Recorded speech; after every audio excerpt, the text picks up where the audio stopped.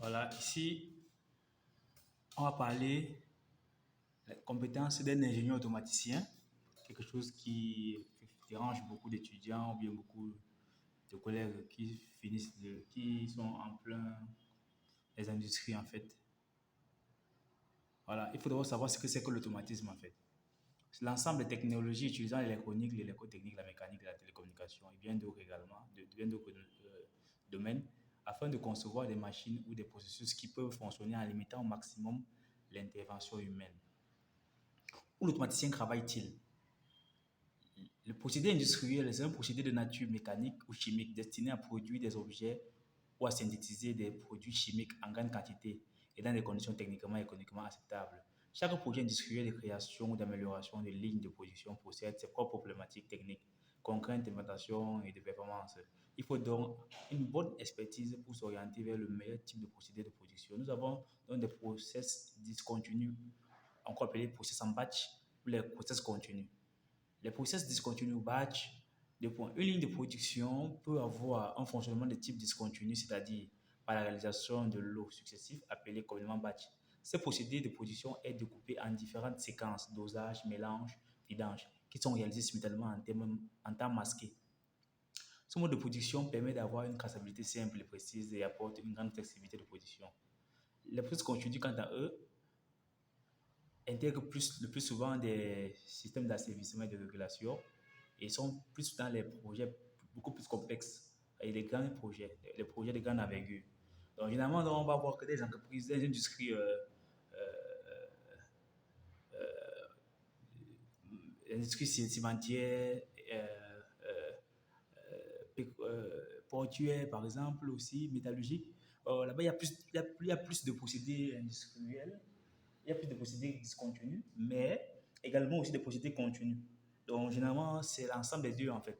Mais du côté de l'industrie manufacturière, on couvre plus les procédés en batch, mais également aussi des procédés continus, mais en petite quantité.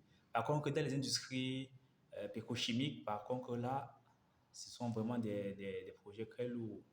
On couvre plus des procédés continus que des procédés en batch. Mais également, on couvre des procédés en batch également à l'intérieur. Voilà donc une liste d'entreprises en fonction donc de, de, de, d'industrie. On avait l'industrie cimentière et minière. On a Simacam, Dangote, Simaf, Simpor. Simpor, c'est la nouvelle industrie cimentière qui se trouve au Kribi. On a Metsem, on a Edin. Metsem, on a Edin, on a Razel, on a Route d'Afrique. Bon, Razel et Route d'Afrique sont plus dans l'industrie minière, en fait. Voilà. Maintenant, on a l'industrie pharmaceutique, on a Africu.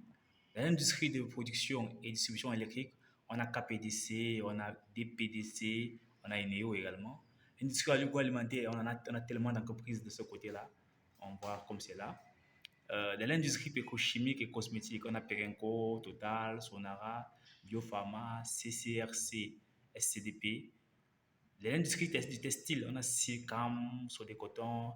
L'industrie des télécommunications, on a MTN Orange. Bien évidemment que beaucoup de ceux qui ne savent pas que les industries des télécommunications utilisent sur les automates, les industries de télécommunications ont une salle serveur.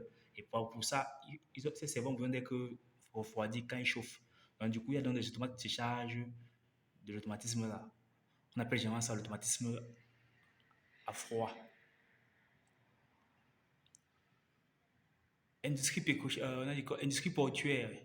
On a également le port de Trump de Kribi, le port de Douala, l'industrie métallurgique, Speed Afro, Alucam, Prometal, Metafrique. Il y a l'industrie de prestations de services. On a Escratexal, BTC Sal, ISAS, Instrumelec, CSC Automation, Loco, Labred, MCS, Banafrica, Omnium. Et on a enfin les industries de conception. Bon, là, ils sont pas généralement africains, mais ce sont des industries européennes qui ont les bases en Afrique. Par exemple, on a CIDEL, on a Crones, on a KHS, on a Banafrica qui est africain et qui est camerounais également. On a aussi ABB par exemple, on a CMS également, on a tellement Schneider, on en a tellement.